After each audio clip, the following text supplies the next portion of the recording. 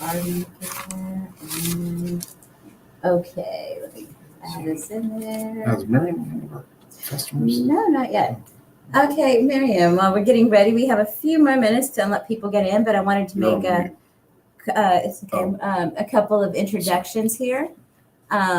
We have James all the way there at the end. He is our co-founder here. And, hi, Miriam. And Caldrick, you kind of briefly met, so I'll let you get to sort of virtually meet James. And there we go. Very nice to meet you. Nice to meet you too. Now, where are you located? New York City. Oh boy, wow. Is it cold right now? Yeah, but not as bad as last weekend. Oh yeah. It was even cold last week here. Where's here? San Antonio. Okay. I think Melissa mentioned. So we're way down south. And Texas is probably the most hormonal woman state here because it is hot and cold from one day to the next. So today I'm wearing shorts and a t-shirt, and last week everyone was frozen. Yeah, we were like in double layer clothes because we're just not. I mean, we break out the winter wear as soon as it hits 60 degrees down there. So we're not really accustomed to clothes. I've gone up a couple of times to New York City and landed when it's 19 degrees but no snow, and everybody's walking around there. It's like, well, there's no snow, and they're just walking around like this is the beach weather, and I'm like. I look like the kid, like Ralphie, I can't put my arms down. I'm that cold. I'm sort of from up in that area. I'm from Philly originally, and I'm no longer used to the cold. You get adjusted. I'm not used to it either anymore. So anyway, thanks for being part of this. What happens now is I'm sure Melissa told you is this is streamed live on YouTube and Facebook, and then we'll get a lot of people going back and watching it. So I don't, regardless how many people watch it tonight, the benefits to people are going to be felt, in weeks, months, even years to come. Great. That's great to hear that you have it on YouTube. Yeah. And that's, like you said, it's great about your book because you were talking about how you didn't cover so much social media in here, which is funny because I had somebody ask me, so how did y'all used to do it in the old days before the internet? I'm like looking at this person like, well, she's like my daughter's age. So I was like, it wasn't that long ago, really. It's just dog years. Yeah. But people are like, they just can't. I mean, we have this whole group of a population now that are adults that have grown up only with the internet. So some of the techniques you talk about in here, which, like I said, me coming from television broadcast sales, the little red book of selling was like something that we had to have everybody staple on there. So I was, like I said, I was reading your stuff and I was just like affirmations on there, like, already. Yep. That's what we've been talking about. It's what we've been saying. So it was good to see that in there. And what I'm going to do too right now is we have several people already watching. So if you can get into the live chat right there and let us know where you're watching from. And let us know what kind of artist you are, whether you're a visual artist, a photographer, which is a lot of our clientele. But even if you're somebody who's watched and listened to Miriam's podcast, so maybe you're a musician and also want to ask questions because you have this venue for direct access to her right now. Maybe you're like me and cram the whole book in over this weekend and have it done and have some questions. So let us know in the comments. If you use the chat feature or the comments feature on YouTube Live and Facebook Live, and chances are we'll see the question and be able to ask Miriam that question. So let's get started. I guess we're going to have her introduce herself. Okay, Mary, why did you tell us about yourself, how you started your art journey, and how So, hi there. I'm Miriam Schulman. I am founder of the Inspiration Plays and the Inspiration Plays podcast, and now author of the book Artpreneur, which is why we're here today to talk about it. So, I've been a professional artist for over 20 years, a self-representing artist selling my own art. I did go into some galleries at one point, which are out of business, but lucky for me, I have never was dependent on that. And when I started the podcast it was in 2018, so it was about almost 5 years ago now, people started begging for a way to work with me and get help. And that's when I started the Artist Incubator coaching program. And what I do with my clients and what I teach my clients is a lot of what went into this book. Well, I want to go on. Like I said, this is one has been a really great book, and we were talking before we went live about just how you went through, and it was a lot of personal stories in there, which I liked. It made it very relatable to you. I think everybody who watches your podcast and reads this book is you're going to hear your voice, and you're going to hear those stories. And I was saying, when I started researching you, and I was listening to your podcast, I was saying earlier, is just like kudos. Episode 1, Ashley Longshore, one of my favorite artists. She's amazing.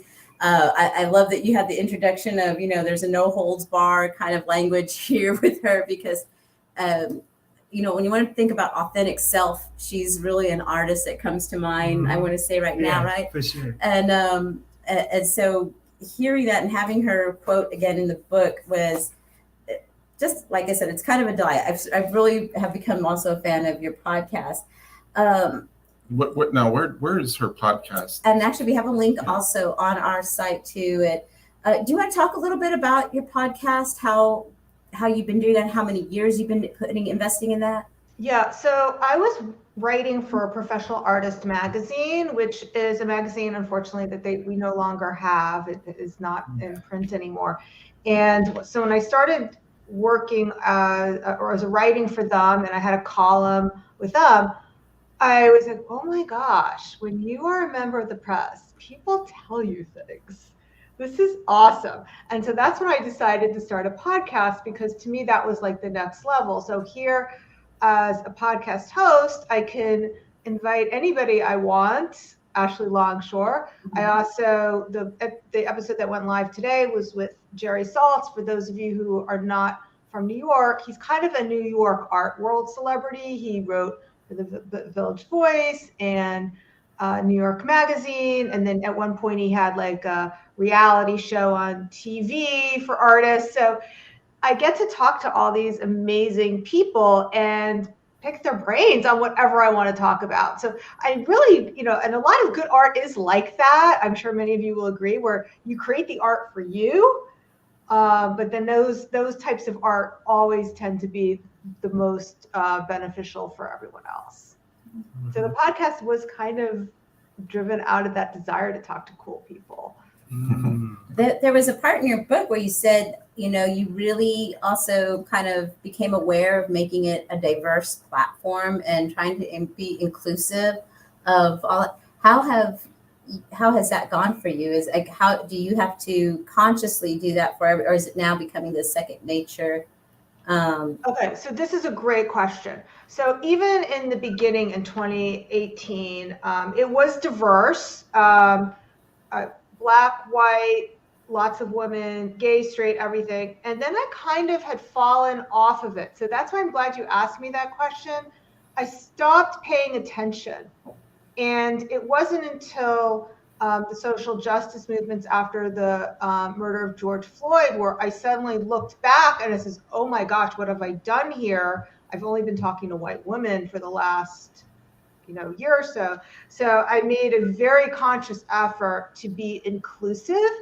And the way I do that is, like, if, for example, if I want somebody to come on the podcast and talk about LinkedIn, there's a million LinkedIn experts. So I will make a conscious effort to find somebody who is a person of color, or, so I will make those conscious efforts when it makes sense to. And a lot of times they are the best guests because they are overlooked. They're the people who do well, rise to the top, can be the most dynamic guests.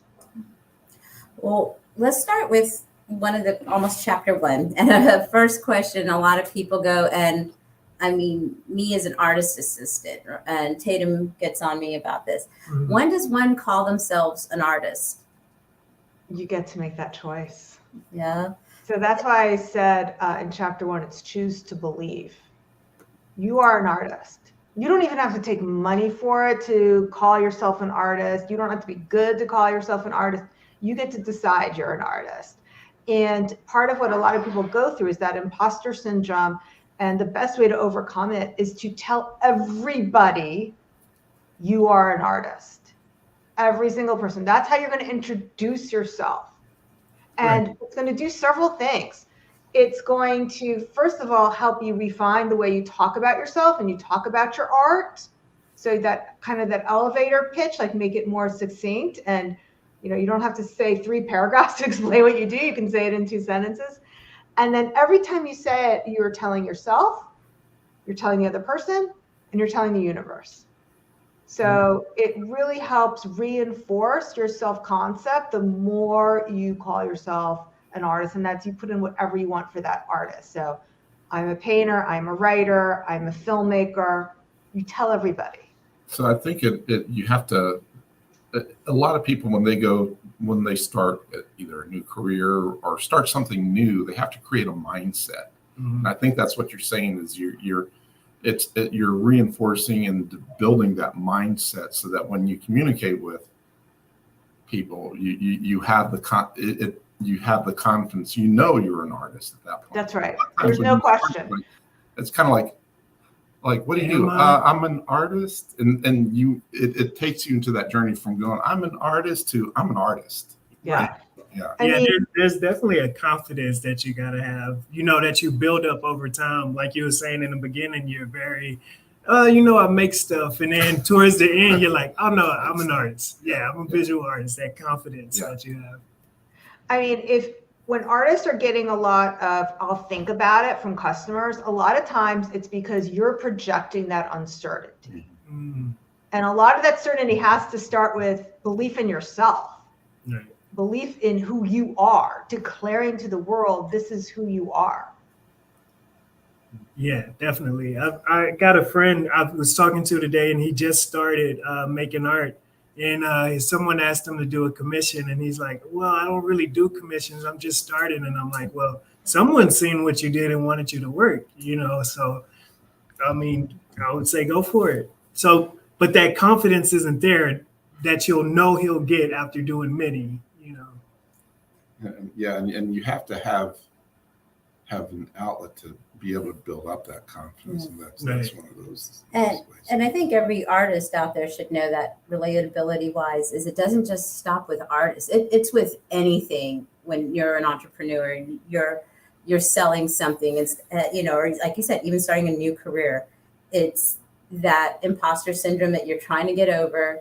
And so really quick again, while because we have people who are still joining, in the chat, go ahead and put your I am statement of what kind of artist you're from, are, and where you're from. And we'll pop those up as we're going through the broadcast, because we really want to hear you guys kind of own your artisthood. Artistship. Yeah, that's a good. So the next question I have, as we were talking about mindset, that's one thing I noticed about your book. It's kind of this mindset guide, and it really kind of takes you on this journey. And being an entrepreneur myself, you have to have a mindset. Exactly. And an entrepreneur, just as you know, is not necessarily a business person. They're a visionary. Mm-hmm. Okay, that utilizes a business, whether about building a business, but they're a visionary first. Yeah, right. And that's what an entrepreneur. Yeah, and they have to see it. And like I think if you're somebody who is apprehensive of taking those steps, I really think your book really helps somebody kind of wade in and start treading water. and kind of using the right tools at treading that water and where to go. So kind of explain what kind of mindset a person needs to start confidently pricing and selling their art. Okay, so first of all, I want to agree with James that building a business is the best self-development work you will ever do. And no question of that. And a lot of this book, it is a business book for artists, but it is also a self-development book in disguise, because mindset is everything. One of the things that I don't really talk about so much in the book, but I keep getting asked about during these interviews, is you don't really talk about talent, Miriam. What about talent? And I said, well, here's the thing. Your mindset and your marketing are going to trump talent every time. And we all know that one person who were like, she's not so good. Why is she selling so much? He's not so great. Mm-hmm. It's because they have a better mindset than you do, a better marketing than you do. And then we also, sadly, know lots of very talented people who aren't as successful. Why is that? Because it's not about the talent. It's about the mindset. So you also talked about or brought up the idea of building up your confidence. And that is something people come to me a lot about. And they'll say things to me like, well, I'll be confident after I sell. Or, well, I procrastinated, or I don't send it out because I lack confidence. And here's what I want you to know. It's the other way around. You lack confidence because you procrastinate. The whole definition of confidence is self-trust. And every single time you don't do what you say you're going to do, whether that is you going into your studio and creating, or sending out an email, or posting a YouTube video, whatever it is, whenever you don't do what you say you're going to do, even if you've only told yourself that you're going to do it, especially if you told yourself, every time you don't do it, you erode your self-trust.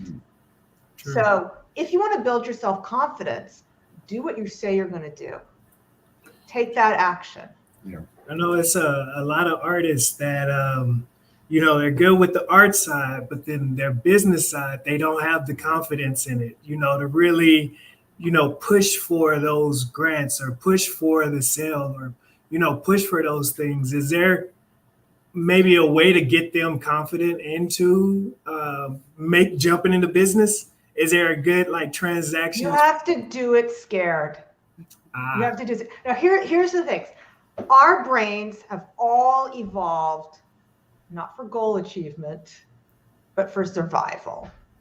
So any single time that you are going to do something that's new, that is uncomfortable, that's something you've never done before, your brain will sense that fear, will feel fear, and your brain has evolved because it cannot tell the difference between applying for a grant and leaving the cave where there are man-eating tigers. You can't tell. So what happens is when our brain senses fear, our brain's going to come up with all kinds of stories about why this is a terrible idea. Right. It's like the worst idea ever. And here's the thing, the smarter you are and the more imaginative you are, the better you're going to be at coming up with those stories. Right. And notice how I didn't say excuses, because you don't perceive these things as excuses. Right. They feel real. They just feel like the facts.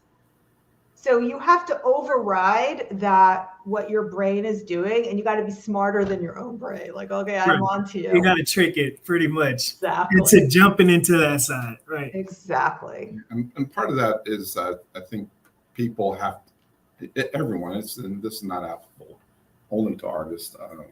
This book is not applicable just to artists. I think any person that's wanting to become successful, as an entrepreneur should read this book. Mm-hmm. But one of the things is we have a tendency to look for ways out. We have a propensity when there is obstacles in our way to try to avoid those obstacles, not to try to overcome them, not to try to climb over them. Right. Okay. And we're talking about mindset. That is part of the mindset is charging forward, as they say in Star Trek, go boldly where No man has gone before. Yeah. True, And true. so yeah, That was the dark panel right there. Mhm. we do got a lot of Yeah, we got a lot of nerds here. nerds. And that was going to actually go into my next question, and you kind of answered it, because I wanted you to kind of explain your passion to profit framework. But what should somebody do if they're not as good at part of it? Like maybe they are fine with everything else, but like you said, it's kind of a just do it Nike kind of thing. Just do it. But until you can afford an assistant or you can afford it and you're right at the start, I think the passion to profit framework that you have in there is kind of that great way to get there. Can you explain a little bit of it for those who haven't got the book or gotten to read the back right here? And Sure. Okay. So there's 5 areas that make up a successful artist business, and James will agree that this is any business, but I am going to talk to it in a way artists can understand. So the 5 areas are production. What are you producing? So for artists, it's our art. For a different business, it could be sneakers. For somebody else, it's software. So what are you producing? What are you pricing it at? How are you finding customers? I call that prospecting. How are you selling it? Your promotion and your productivity. Now, here is where I see a lot of artists get tripped up. It is really the production and the pricing. So you have to look at a very basic math problem, not calculus, just what are you able to produce each week? What are you pricing that at? You don't have to do it. If it takes a month to create your art, whatever, you do it by the month. But how long is it taking you? What are you producing? What are you pricing it at? And does that math work? So I'll talk to artists. Here's an example who make handmade greeting cards, $10 each. And they'll say to me, Miriam, the problem is I don't have enough people. I don't have a big enough audience. I said, well, yeah, because you would need to find 10,000 people to buy your greeting cards to just make $50,000 a year. Yeah. Just that. So sometimes the problem is what they're producing is not going to get them there. Sometimes the problem is what they're pricing it at. So let's just take a painting, any kind of painting. And I talked to an artist recently, and she was charging $100 a painting. I said, okay, how long does it take you to create it? She said, all day, 1 day. I said, okay, great. That means that if you painted every single day, all week long, and you sold absolutely everything, you would make $24,000 a year. And she had never thought of it that way. So of course she's not going to sell everything, and she's not going to be creating all day long every single day. So sometimes it's what you're producing, sometimes it's what you're pricing it at, but you need to do that basic math problem. And the thing is you also have to get over that myth that cheaper is easier to sell. Right. And it's a lot easier to sell a painting for $1,000 and make 50 sales than it is to sell greeting cards at $10 each. Absolutely. Right. I think that's part of the mindset, though, because when you start, you're like, how is this valuable to people? And so you price it for really low. And I think that's how a lot of artists start off. Yeah. That's a perfect example that we try to tell a lot of our users, and I'm not sure if you're aware, but we fulfill a lot of Etsy orders for artists. And I'm amazed, we do tons of these, 8x10s, even 5x7, little small prints that they send out that they're selling for, $12, $15 a piece. Yeah, I tell them not to do that. You started at 11x14. Yeah, and we don't mind, obviously, but Right. but so many of them are missing opportunities where they could sell that same piece of artwork as a 16x20 canvas for a couple $100. That's right. They're not going to get as many sales. They're not going to be, but they're not going to be working as hard either, Right. and they're going to be making more money. That's right, because everyone here listening knows that you're going to answer just as many questions, Correct. if not more, for Absolutely. that customer who wants Right. your image as a 5x7. Well, is it matte or glossy? How do you package it? You know, those people who are on the bottom, they ask more questions. Mm-hmm. That's true. The You people ask, on the higher end, they're like, how do I pay? How long is it going to Right. take? You know, that's Right. it. right. You know, it's an interesting analogy in the art world is the photography business, the wedding photographer. Those Mhm. wedding photographers that are doing weddings at dirt cheap prices are working harder, okay, than the high-end photographer that might be doing, you know, this, the same amount of weddings, Right. okay, because they're usually the lower end photographer is dealing with a more higher maintenance client. Right. So Asking a lot yeah, more so, questions. That's right. Yeah. yeah. So and that just now is just to the photography world, but it's not just in photography, it's also in the art world Mhm. too. Commissions, portraits. You doing direct sales to your clients, I'm sure you've Oh yeah, experience for that. sure. I mean, I've had customers who get like a 16x20, and there is always a lot of questions. You know, hey, what about this? Can you change the color this way? I don't really like this style, and then I'll do a huge one, and they're just like, this is perfect, great, here you go. Yeah. You know, so you see that Yeah. definitely. Yeah, and I think when artists recognize that as part of their journey into building their turning their talents into a business, Mhm. I think it's a hard lesson to learn, but the sooner you learn it, the better. The better, you're off. definitely. Yeah. How about any tips on, there's something that, like I said, artists, I think, at least that as working with one as an assistant, is asking for the sale. I have one artist I work with, Mhm. before anybody even knows what the sale price is, they'll walk in and he's like, well, for you, I can go ahead and do a discount. I'm like, you haven't even given him the price to object to. I'm like, so for that reason, I won't, Okay. really Yeah. give him the price of his art because I'll sell it. The problem that artist is having is he thinks that that it's all about the price. And that is the biggest way to turn off a customer, is to turn it into a transactional experience. They don't want it to be a transactional experience. If you go into high-end restaurants, so I don't know what you have in Texas, but in New York, we have a lot of fancy restaurants. They don't even put the currency sign on the menu. And if you go to a fancy restaurant, they come to you with the specials. They don't tell you how much the specials cost. That doesn't keep people from ordering the special. And those usually are the most expensive things. And you don't even know what they cost. And you're like, yeah, okay. I like that little speech you just gave me. Sure, that sounds great. So you really need to focus on the experience your customer's having and make price the very last thing that you talk about. Yeah, absolutely. Now that the pandemic is kind of pulling back and we're seeing more in-person sales, and there was something you had mentioned, and also a reason why you didn't do as much on social media here, because I like that you put basically the return on investment on a social media post, that you're going to put this post out there, and now with the new algorithms there, maybe less than 1% of your following is going to see it. You have a very high following on your Instagram, so I'm sure you saw it when that change came into play, as far as how many likes started happening on a post and the engagement that was happening, because it wasn't that the post wasn't any, different, and like it still had value.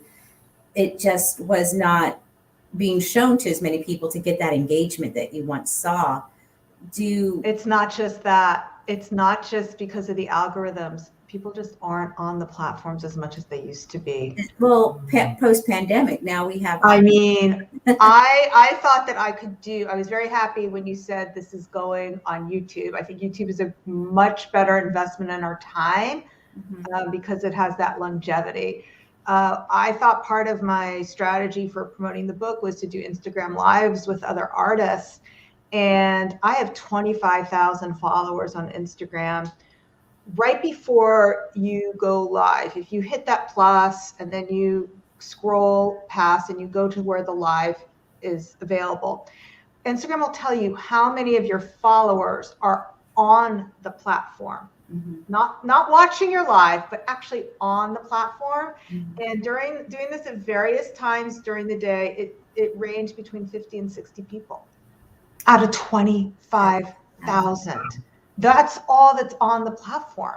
So never mind how many people were going to tune into me live. And then once it's live, it's, and it started sinking down on the thing, forget it. Maybe we'd get a couple hundred people to see it, but that was it. So it's not just the algorithm. That's interesting to know too. Yeah. I mean, there's a lot of stuff right now that I think a lot of artists who were experiencing that high, and we saw it during the pandemic in order fulfillments here. We had more people than ever ordering art, and we were having to make the prints and fulfill them. I think normally we do like a once a year kind of hire to get ready for Christmas. We do our training, and this last year's we were doing like twice a year. We were out doing our busy season during our slow season. Yeah. So it was during those times. And now post pandemic, my artist friends are like, I don't. And I mean, it worked for a lot of them because a lot of them are really introverts that like they don't want to leave their cave. And so it was, But now those same tools, they're having to get out there and use more traditional methods. Yeah. So that's discussed in this book because the pandemic methods, as I call them, don't work anymore. Yeah. Well, it's not. Yeah, they don't work as well. So I like that you were saying, kind of if your online sales are not happening, go back to your, in-person sales. What are some techniques? And I want to say even the ones who got out there, and especially emerging artists that were in 2018 coming out, and then we're kind of basically shoved into this closet world. And I want to say everybody's like social skills kind of got a bit stunted. And what techniques, and you do talk about some in the book. So, if you haven't invested in the book yet, do so. Can people do to kind of start those sales? I like the thing about not being salesy. Just go ahead and start this natural conversation instead of the, can I help you right away? Yeah. So in the book, I do outline the 9 steps for a sales process. And within the 9 steps, I give both the in-person version and a virtual version. Step 1, you were talking about social skills. Step 1 is introducing yourself. Hi, I'm Miriam Schulman, I'm the artist. That's step 1. You'll notice like when you go into a store and they ask your name and introduce themselves, you're more likely to buy also. And there's a lot of chains who are very good at doing this because the headquarters have trained their salespeople. They'll ask, you may have had this experience, Melissa, where they'll ask your name, they'll put your name on a little chalkboard right outside the dressing room. And that's not just so you'll find your dressing room, that's so that they can address you by your name. Melissa, can I get you anything else? So it's a sales technique. So in terms of that, I just spoke to an artist tonight. She said just making that one simple change, she has increased her sales just by introducing herself. So that's step 1. It's basic social skills, but you'd be surprised how many people don't do that. You need to people buy from people they know, like, and trust. How can they know, like, and trust you if they don't even know who you are? Right. So. Yeah, I'll do shows and I'll have artist friends who, people will be stopping and looking at their work and they're just watching them, stand. I'm like, hey man, go introduce yourself, at least say you're an artist, get that engagement. That's right. I mean, it was funny because at my book launch party, somebody wandered in off the street. And so this was before it even started, like the party started at 6:30 and this is at 6 o'clock. So somebody wandered in. I said, hi, I'm Miriam. What's your name? I started talking to her. So she bought a book. She didn't come there for the book launch party. She just wandered off the street. And I said to my husband, this is exactly what I do at my arches. I just talk to people. Right. And this is how you make sales. So. Right. Yeah, you have to, really it's about creating personal connection. Now with art sales, I know you don't have this. It's not like a long-term connection necessarily. Hopefully it does. It becomes one, and they become a collector. Right. But sometimes you only have a few minutes or less than a minute even to create some sort of personal connection with that person. And what better way is introduce yourself and hi, I'm so and so, because what you're doing is you're showing that person that you're opening yourself up, right? And people are going to be more receptive to other people when that other person is open. Right. You have to do that. You create I would also say that by asking them who they are, I'm Miriam, what's your name? You're showing them that you care who they are. It's not all about you. Right. And that's a very important piece. Yeah, that's tough in art shows because you start to think it's about you. Yeah, and it's never about us. The second step, right? Even when they're making the decision to buy the art, it's not about whether they like Miriam's art or even Miriam. What they're trying to decide if they're worth buying a piece of art, if they're worth spending money on. Right. Yeah. Right.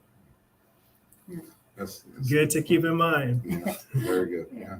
Yeah, it's like there's a statement out there. It's least likely that a friend will become a collector, but a collector will become a friend. And that's because you're doing that relationship building with your collectors. And you had that great story in there about the Cohn sisters over this. God, it was like so many years of what was it, 40 years of a friendship on there, and building this wonderful collection that's donated to Boston now. But it's those kind of things happen, and I see that with the artists I work for, that they have some collectors that are like really good friends, and they're like, this person's like, one of my besties, and I'm always saying, oh, okay, and then it's a friend, and then I'll look them up, and it's like, wow, they've bought like a whole bunch of pieces. And I go to their house and I see the art all over the wall, and I'm like, God, okay, you are like super friend. And me, even being the assistant, I will buy from my artist at full price. He's like, no. I go, I support what you're doing. Friends will buy at full price, and I have, like, when I'm ready to get rid of people who are my looky-loos at the end of the evening, who are there for free beer or free drinks, and I'm ready to get rid of them. Like, hey, friends here buy 3 times the retail price. So all you real friends, let's get you to line up right here. Right. And usually that's like, sometimes that's a hard one for me, because friends come to me, hey, can you print this? How much will it cost? Yeah. That's the artist I work for too. It's very hard. Yeah. I think friends rarely ever ask for the discount, That's true. They don't. Yeah. Like whatever it costs. Yeah. I know there's a piece of Cal's I want to get right now too, and I'm like, I love it. This Rihanna is so gorgeous. He had a great a show and stuff. I think when I went to his show too, I was like, where are your prices, dude? I go, and I'm over here in sales mode when I go to like even friends shows, because I want them to do well, and I know the value of the pieces. And again, it's like how it makes you feel, and I thought that was important when you were talking about why people's art is important, because it does. I don't think a lot of people think about that. It makes people feel good. There's an esteem to buying the art. And I love having, original pieces among my print and pieces. maybe you can expand on this, but wouldn't you agree that the purchase of art is an emotional purchase? It's an emotional buy. Art's art's a luxury item. Okay. And so people are going to, luxury items are items, products that people are purchasing because they have a feeling for that.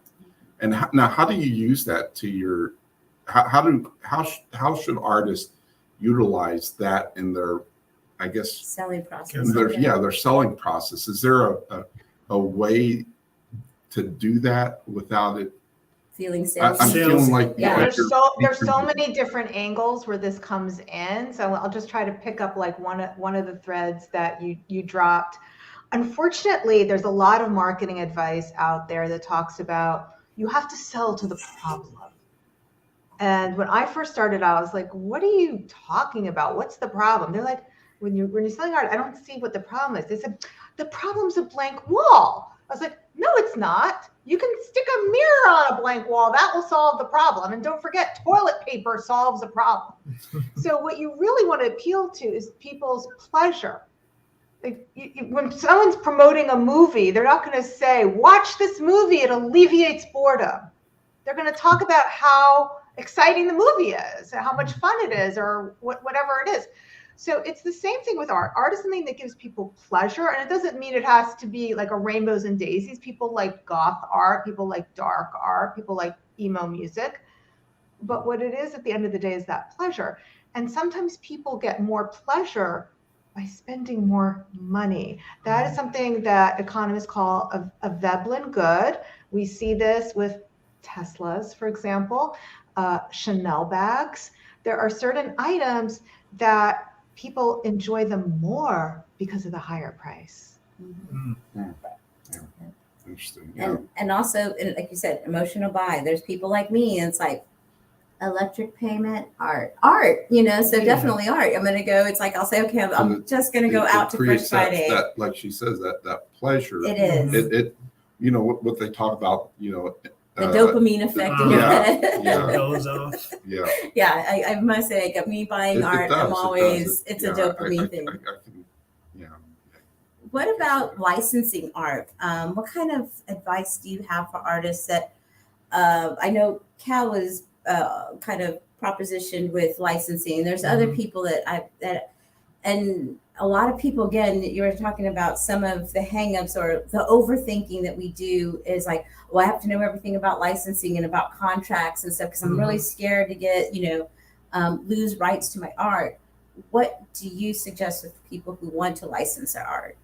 Get a good lawyer, first of all. Like, make sure that you're protected and you're not going to sign anything that's giving away too much. So you can protect yourself by having a lawyer look at those things. But what I want to speak to in more generally is artists staying too long in research mode.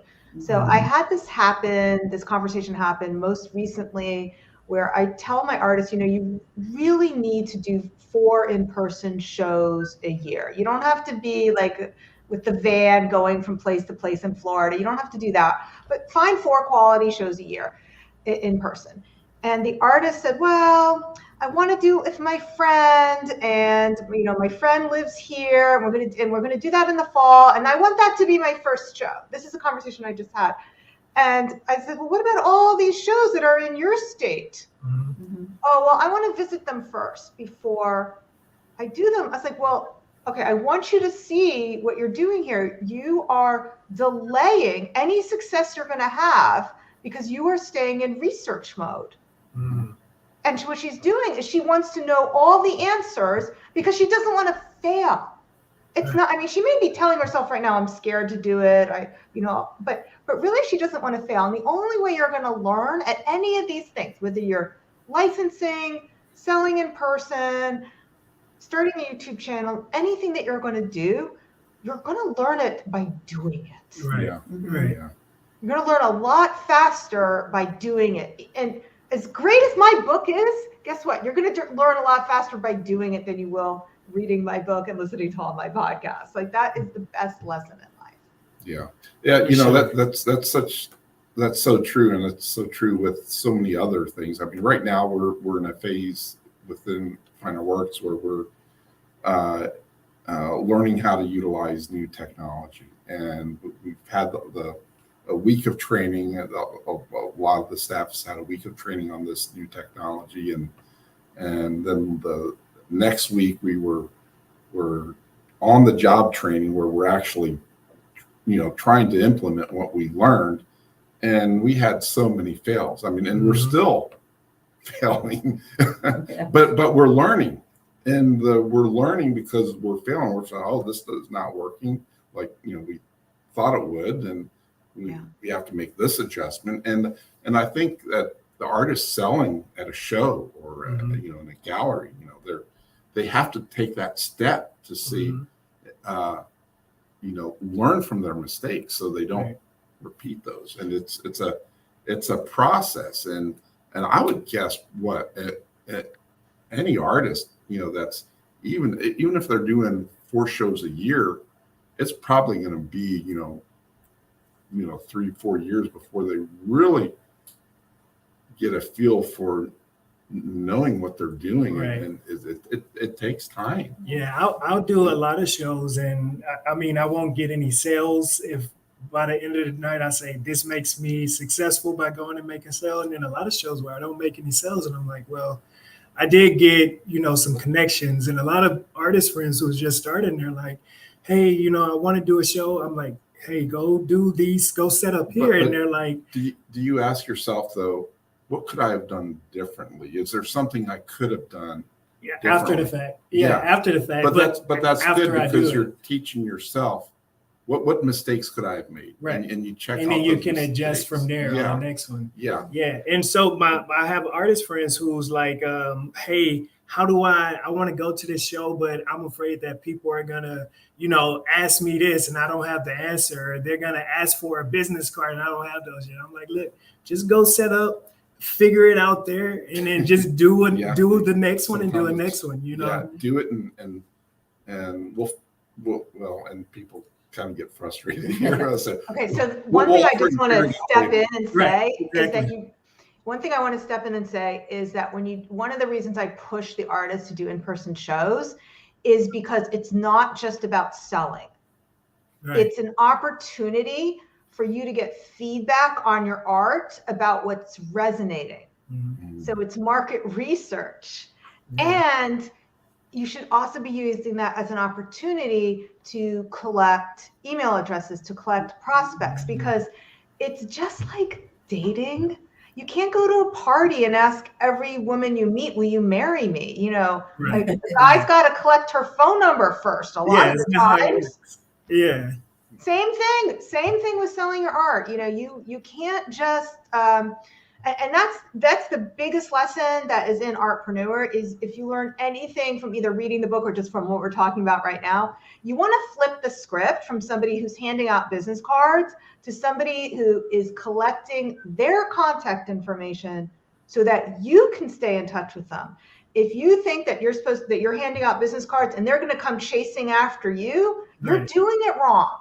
So Right. it's just like we're talking about with dating. That's kind of like a guy going to a party and saying, here's my phone number, here's my phone number, Right. here's my phone number. That doesn't work. Don't be that guy. Yeah, don't be that guy. So one thing you mentioned is getting people's emails, and I heard to get an email list as an artist is good, but how is that beneficial? Like, what do you do with the email once you get it?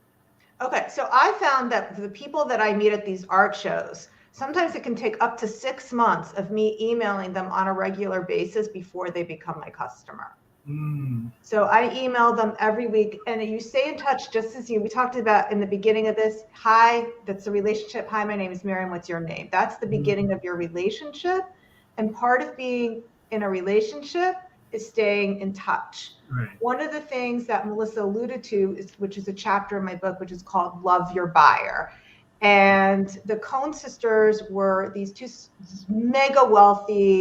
from a mega wealthy family. Their family had cotton gins that supplied the cotton for the uniforms of World War I and Levi Strauss. So you can only imagine. Right. So they were from Baltimore and they went abroad. They were friends with Gertrude Stein. She introduced them to Matisse and Picasso. Well, at the end of their life, there were 100 Picassos in their collection. Jeez. And 700 Matisses. So why did they collect 7 times as many Matisses as Picasso? Because Picasso's a good artist. Picasso makes a lot of art. Right. They're in the It same. wasn't because it was cheaper, by the way. It's because he wrote them letters. Okay. He stayed in touch, and Nice. especially with the younger sister who lived longer. He had a friendship with her that he nurtured. He would send her sketches. He would send her photographs of his art and update her on works in progress. Guess what? These are all the things you're supposed to be putting in your emails. Gotcha. In your work in progress pictures, you know, all those things that you're putting on Instagram. Right. From now on, put them in your emails, send them to your collectors, send them to your prospects, people who maybe haven't made the decision yet to buy from you, and eventually it will lead to more collectors. Very smart. See that kind of makes me think about something that I think that a lot of artists don't consider, is that the artists that they idolize, a lot of them, many of them, most of them, the ones that are well known, they are I can't pronounce the word, artpreneurs. Artpreneurs. Yeah, and I think that fact is overshadowed by their art, which is a great thing that their art is appreciated so much. But I think people should study the business behind modern masters, that what they did, not just their art, what did they do to become so famous. Let's take someone very contemporary, very kind of everyone has heard of, Thomas Kincaid. Mhm. Okay. People think, okay, the painter of light. Okay, yeah, his artwork is is very kind of consumer oriented, not necessarily the high end collector per se, but he was an amazing business person, which launched his art, success, story. But but let's look at someone that's more higher end, like Ashley Longshore. Yeah. Yeah. And let's talk about Ashley Longshore, because she keeps an email list. Mhm. I know this because she'll do something like her paintings that are going for 5, 6, 7, 10,000, whatever they're going for. And she announced that she was going to do a collection of small works that were only going to be 1,000 each, which is, for some people, that's a lot of money still, but for her list, they know that's a huge deal. Right. It'd be a limited amount. And if you want to know about it, you had to join her email list. And it sold out really fast. And it was through the power of email. So she understands about the power of an email list. And she understands the power of publicity. That's the other lesson from Ashley Longshore. A lot of people look at her, and she likes to promote this myth also, that it's about her Instagram channel. The reason why she has a huge Instagram channel is all the publicity that she did. She even had a highlight reel, I think you can still see it. She has a highlight reel of all her publicity that she did. So she invested a lot in publicity. And that's what built her Instagram channel. Was she became famous off of Instagram to become well-known on Instagram. But the bottom line is, these artists are amazing entrepreneurs. Right. And I think artists that idolize these artists, want to be like them, have to recognize that, because you if got to they look at the business side as well as the art. But look at what they did, and you'll learn. I think also some successful artists have a little bit of showmanship to them, I want to say, because there is Ashley Longshore, like I said, if you ever watch her, I love her Instagrams, because I just like to watch her dance. She's fun. And I like to, hear whatever she's going to say. I mean, she's like my Robin Williams of the art world kind of thing. She's just, Yeah, a lot of these artists were very, and you look at look at Picasso and Dali. They're very dynamic people. They wouldn't necessarily fit in on a Sunday morning at church service. And I think but they were very, very interesting people. They were. That's intrigue. That's the intrigue that draws, I think, collectors to them. Well, because people don't want boring. So everyone who's worried about turning somebody off, they're people pleasing with their art, they're people pleasing with their values, they're people, they're doing all that thing. They're not as successful. The most successful people are very polarizing. Yeah. Absolutely. And they don't care what you think. Yeah, people are going to love them or they're going to hate them, but there's no money in the middle. Right.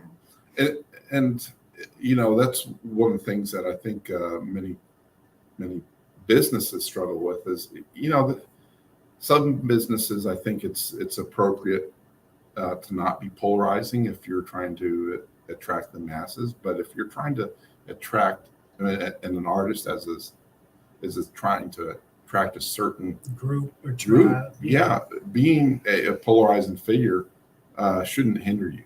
Mhm. So what about, going back to collecting emails? We have this question. Yeah, we have here. a question, kind of a scenario that popped up in here. And that Erica was saying, getting someone to sign up for the newsletter has been hard in a virtual setting. And I mean, there's things that funnel systems that some people have used to get emails, but I would say there's different techniques for virtual and in-person email signups, encouragement. Can you give a few? And I know you have a couple of these in your book. Yeah. So first of all, let's get rid of the word newsletter. Nobody wants a newsletter. That is very 1999, right? Those first early emails we used to get where there were these sections, it was news. And when artists think about writing emails as being newsletters, it definitely holds them back. You got to think of your email as just being the same thing you might post on social media. There's one image, there's a caption, click here, that's basically it. So yes, it is harder to collect it in the virtual world, which is why I say I want my artists to go in real life and do four shows in person a year. When I was first building my career, I would walk around and I would collect email addresses from everybody. I'm at the garden store. I was like Rain Man. I would work it into the conversation. Oh, what a cute dog. I just painted a dog like your dog. I was working it in all the time. So, and then people would say, oh, do you have a card? Oh, no, I don't have any, but let me take your email address and I'll invite you to my next show. Okay. So that's pretty much what I would do, whether it was at an actual show or what we talked about in the very beginning of this hour, why you start telling everybody you're an artist. Because the first question they're going to say is, where can I see your art? Right. And that's when you invite them to join your email list. And the best collectors are going to be people you know in real life, because what we said before, they know, like, and trust you. Mm-hmm. Now, in terms of the Instagram, it is very difficult right now to build a following, a bigger following on Instagram. However, the people you do have that you do interact with, start engaging with them in your direct messages. Don't send them a 3-paragraph thing explaining why they should join your email list, but just start DMing them. I mean, even with all my followers, I still will sometimes take time and I will DM a new follower and say, hey, I'm Miriam. Did you hear me because of the Inspiration Place podcast? I'll start a conversation with them. Is there, speaking of which, and I know the book doesn't go a whole lot into social media, if I'm correct, mm-hmm. But do you have a formula as far as that you utilize, how often you should, message them, how much is too much versus how much, how much could be off-putting versus how much. Okay, don't send bulk messages. If you're talking about DM messages, if that's what you're talking about. Well, persistently, let's say you send them a message. It's not asking them to buy anything. Yeah. You are creating a connection with them, and the purpose of that connection is eventually to get them onto your email list. Now, what so you're not trying to sell. But if they don't respond, after a day or two, should you, how? Not on social media, but generally, pretty much everybody who I message, hey, how'd you find me? Blah blah blah. They'll write back. So generally, it's pretty good, rate of response as far as. And basically, what I do is, for me, I won't message anybody who has a private Instagram account. Mm-hmm. So I won't do that, and I also won't message anyone who doesn't have their face on there.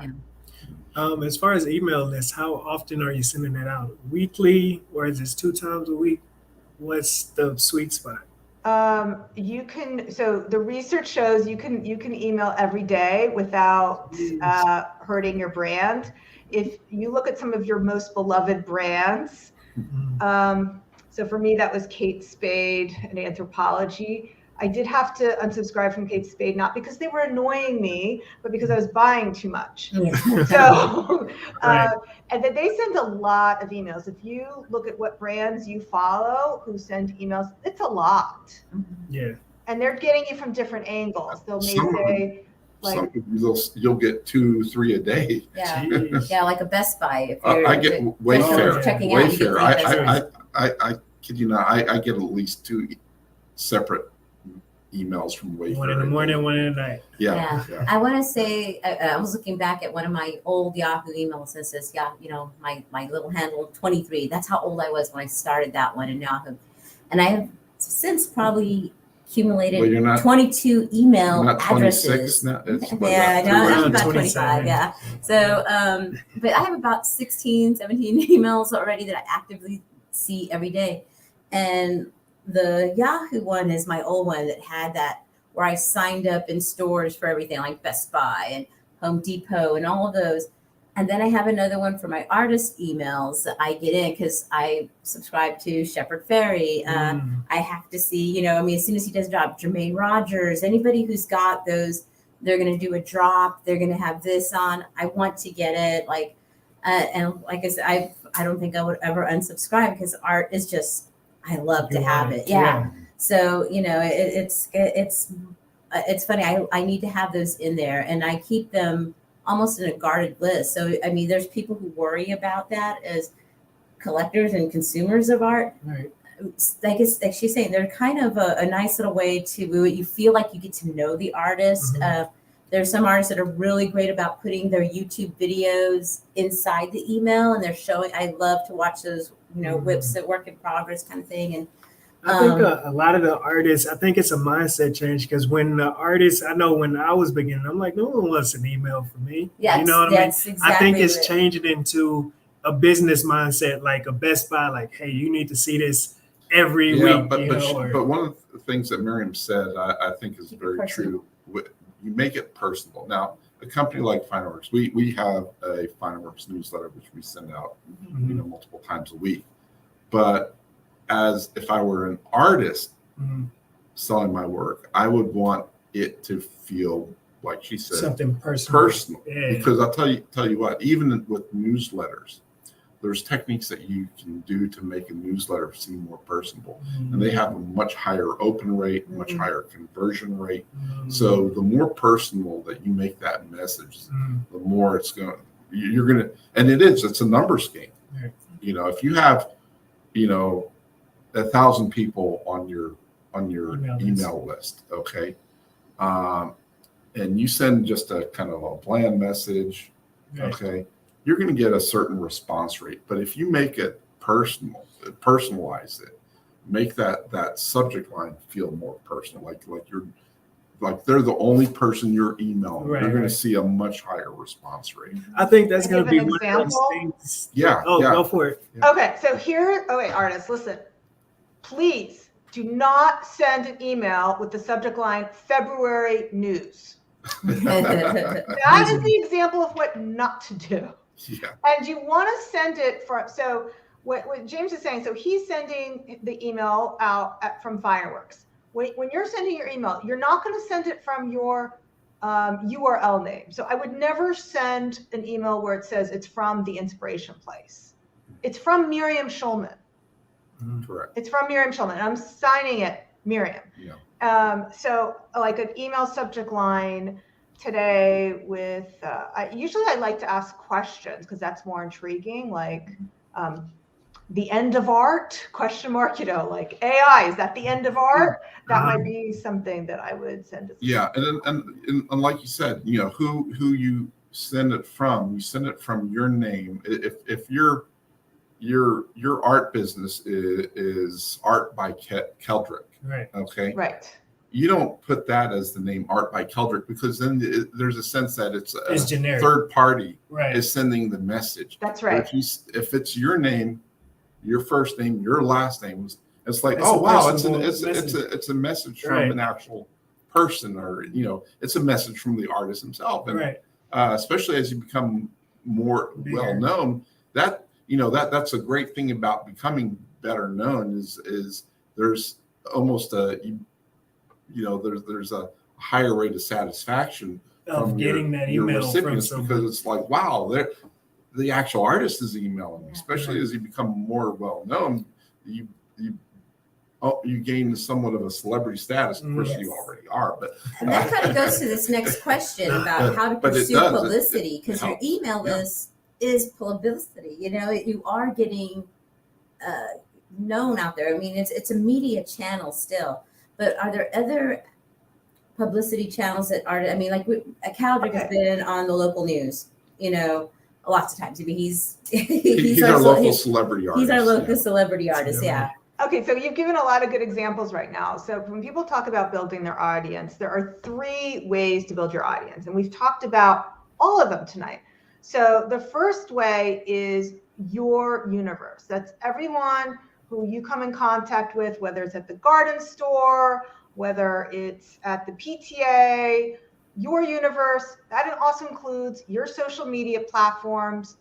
That's your universe. It also includes your email list. The second way is other people's platforms. For example, I'm here today. So this is free publicity that I am getting because I'm sharing tips with you. So that is what we call earned publicity, where you are on somebody else's blog, you are on somebody else's podcast, you get written about in your paper. Now, the question that we got was how we pursue it, and I'll answer that in a moment. But the third way is paid publicity. So maybe I would take an ad out so that at the bottom of the FinerWorks newspaper, it says buy Artpreneur book. I wouldn't use those words, but that's the idea. And we have seen artists do this very successfully. So there is an artist, Mitchell Johnson. So I'm from New York, so a lot of my references are New York, but Mitchell Johnson, I think he's a California artist, but he's spent lots of money over the years to advertise in the New York paper. So that's how I'm familiar with him. So all 3 ways work. Now, about the free publicity, it's a lot easier than you think because people just don't do it. And the easiest way is if you're in a show, send a picture of your artwork to the newspaper with a little blurb. And they love posting artwork in the newspapers. So question, I was talking about ads, and I was looking at a lot of artists on my Instagram, and it'll be sponsored by or whatever it is. Does that actually translate to followers coming in, or have you noticed that?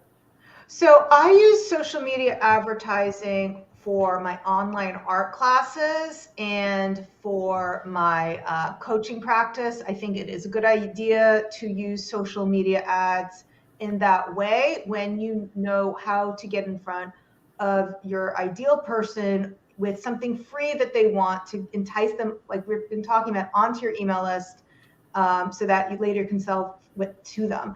For artists, I don't think social media advertising is a good idea. And I don't think it's ever been really a good idea because what they really want is a piece of the maker. They're not going to get that from an ad. So you don't know who to put this in front of. So I don't think it's a good use of your advertising dollars. There is a question about Google advertising services. That can work depending on the kind of art that you do. So if you have a very niche artwork that people are searching for, and so you know what those keywords are and people are looking for it. So I'm just going to make something up. Let's say, I don't know, paintings of vintage cars. So maybe something that's very niche and somebody is searching for it. Now, I don't know if people actually are searching for this. I'm just making this up. But like pet portraits, that used to be something that I took in at least 10 years ago, I took advantage of people searching for portraits in my local area. So Google is a search platform. So if people are searching for your kind of art and the competition is low enough, then that could work for you also. Yeah, I will say this just because we use Google AdWords. One of the things with AdWords is and advertising on Google is like she said, you have to find that niche. But there is a really big divide between a niche that brings in lots of clicks Right. per se, because what you're seeking out is clicks, and a niche that is too narrow that no one's searching for. Right. So it's very hard for an artist to find that niche where they're going to. And there's another aspect. There's that niche where it's just too broad. That's right. Like I would never use Google AdWords if you do abstract art. Yeah, yeah, yeah. What Not about cost effective. portrait paintings? Because you said pet paintings was good. What about portrait paintings? You really have to you have to really kind of narrow it down, because if you just say portraits, there's going to be so many different out there. ones. But if you can, Here's the thing, like at the heart of every buying decision, the customer is worried about making a mistake. So when it comes to portraits you were talking about, it's so much easier to sell a portrait to somebody who has seen your portraits and know that you actually captured the person you're painting. Not just that you painted a good picture of a person. Right. So when I got started as a portrait artist, so that is how I built most of my career for 20 years, is each portrait I created kind of became an ambassador and brought me in new commissions, because those portraits are hanging in homes and people saw those and they knew that it looked like the person I painted, and it made it easier for me. Right. you have to capture. The client has to feel that you're capturing their essence. Right. And That's right. tell other people about it. Yeah, because if they sense, wow, that's me, or that's their loved one, whoever that portrait is for. And there's clients that we have that are very successful at it. Like, I mean, we have one that we fill constantly that has portraits of where they look like they're put into, those kind of master paintings, and they look like William Shakespeare sitting here, but they're in this Victorian where they're the king, and then they have their little dog put in there with them. And, there's people who go look for that, and they do really successful again, but it's how they position themselves and being the first out there. That's a popular trend right now, but there's those that are successful at it because they know how to capture that essence. We have another question that popped in here. Any thoughts on diversifying art in different places so not to have all eggs in one basket? And I don't know if they're talking about selling platforms. We have customers here who we use that use multiple platforms: Shopify, Etsy, their own website cart. What should it only be one sales virtual entrepreneur? Is there too many sales channels or not enough sales channels? These are great questions. So Julie, you never want to be competing against yourself. So I have my own website. I also have Etsy, and then I have ImageKind. Does FinerWorks let you have a portfolio online for drop shipping?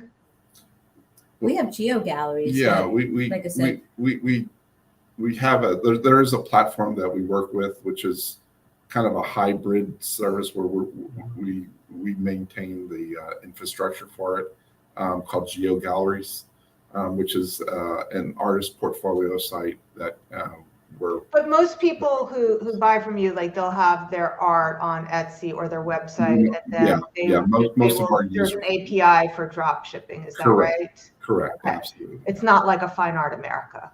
Correct. Okay. Yeah, FinerWorks is not in the business of selling people's artwork. We're in the business of Okay, so don't compete against yourself. Like you don't need a Fine Art America, an ImageKind, a Bubble, like those are a lot of those venues that are doing the drop shipping or the Cafe Press.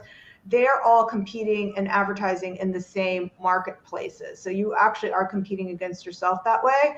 I would suggest you have your own website, whether it's a Shopify website that works underneath it or Squarespace. Those are the two best ones. There's a lot of other bad ones out there. We're not going to name names that prey on artists, but Shopify or Squarespace underneath your website. with your email list, drive all your traffic there. If you have prints from FinerWorks, you send them to your own website.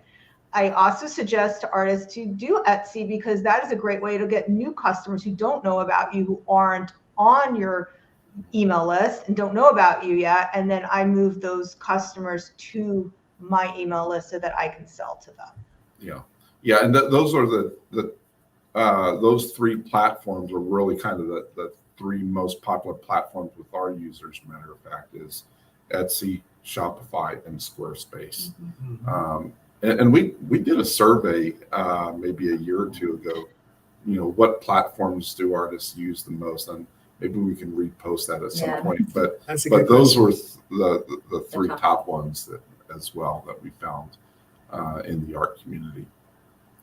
Let's see, we have also, if you are a multiple disciplined artist able to do many styles after decades of working for companies, I guess they're just saying, if you putting your having, I guess, multiple selling platforms. No, I think what you're saying is what if you do different styles subject of matter? art. So Yeah. say Oh, okay. abstract, portrait. Oh yeah, and Yeah. you mentioned this in your book as well.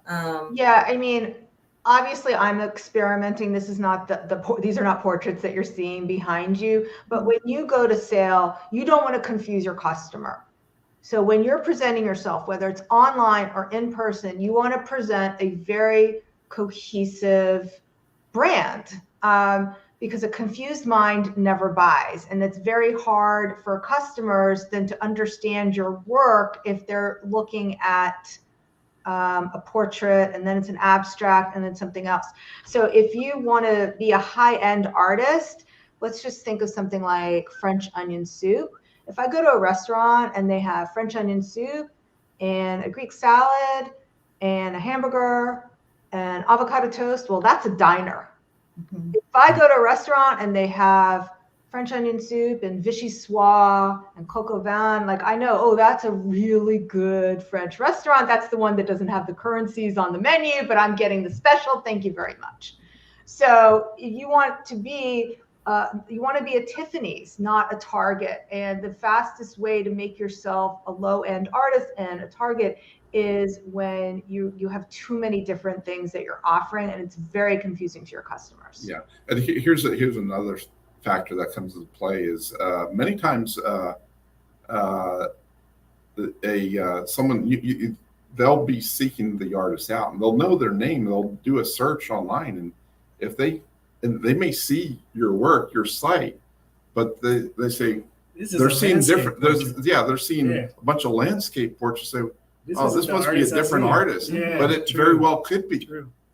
But you know what? As a portrait artist, I've thought about jumping into abstract, and maybe there's a subtle way you can not confuse your customers, because as an artist, you still want to experiment, right? Well, of course, we're not saying don't create and don't experiment and don't evolve, but not everything has to be shown and sold together at the same time. Right, because you're packaging your main thing, and then the other one you're kind of experimenting with. Exactly. So you got it. Your role when you go to sell, whether it's online or in person, is you have to curate what you are showing so that it makes sense. And this is what I would do in that situation. If I had a website and I was a portrait artist but experimenting abstract, I'd make sure in the header of my website it says, Kelder portrait artist. Right. See some of my abstracts on this page. So you're still letting people know that there's something else in the works. Hey, I'm the guy. Yeah. Right. This is me. So, yeah, and I think, but that is a problem that I do see. Yeah, definitely, I can see that. Making, like Pinterest, yay or nay? It seems like a search platform. It feels like social media. I don't know. Is Pinterest really I use it a for thing searches anymore still? Or is I use Pinterest as like a bookmark. I still use it. I mean, there's plenty of still images. Viable, would you say, as a platform for artists to market? I've never used it as. I mean, the only way I've used it is to put my art in rooms and then say, here's a decorating idea, because I know people who are searching for decorating ideas would be likely to buy the art. Just putting your art up there, then you're going to find yourself in searches for people looking to copy you. Right. It's a DIY site. A lot of references, right? Like photo references. You go to Pinterest. You don't really go there looking for artists specifically. You're just getting inspiration. So yeah. Yeah. If you want to teach online art classes, that's a good place to put your tutorials and some sort of way for people to get on your email list, because people are searching Pinterest for projects. Mm-hmm. Well, I want to also have a minute here for you to talk about ways for people to go ahead and purchase your book, because we've been talking about it, and now it's going to be like, okay, so how do I get the book to get, basically this more linear thought of what we've talked about tonight. So I'm going to put the link on there too, but like I said, Artpreneur.com yeah, is the name of the website. Yeah, it's my vanity link. So first of all, if you liked what you heard today, you can listen to me for free at the Inspiration Place podcast or Inspiration Place over on YouTube. And I am giving away chapter 1 absolutely free. So if you go to schulmanart.com/believe, and Melissa, can you make sure that's in the / it'll be the link on the YouTube. Okay, so you can for playback. You can get chapter 1 absolutely free. It's called Choose to Believe. It's what we started talking about today. Or you can just go ahead and order the book, artpreneurbook.com. It does come with a lot of bonuses that are worth way more than the price of the book. And if you want, there's a QR code right there. If you want to scan it, that'll take you to that link right there. Is that with the believe, the /believe? This is the artpreneurbook.com right here. Yeah, but with that /believe, right? Yeah. I have it. It goes to your book. So I know that part as I tested that one out, but you can check that out right there. And again, if you have, I guess just listening to your podcasts, they're amazing. You also coach. Do you want to talk a little bit about that too, and how people can contact you to go ahead and get coaching services from you? Sure. So if you want to find out about the different things I have, and again, I have a lot of free stuff. I always love to give value first and let people experience what I have first for free. So there's the podcast, and then I also have a master class, which is how to sell more art without being Insta famous. That is schulmanart.com/sell more art, because we spend enough time looking at our phones. And we talked about today how it's not even as effective as it used to be. So we want to learn what to focus on instead. Can you repeat that address one more time? Because I don't think we have time to type that in there. Yeah, Schulman Art, and Schulman is spelled like school, SCHULMANART.com/sell more art. Okay, very good.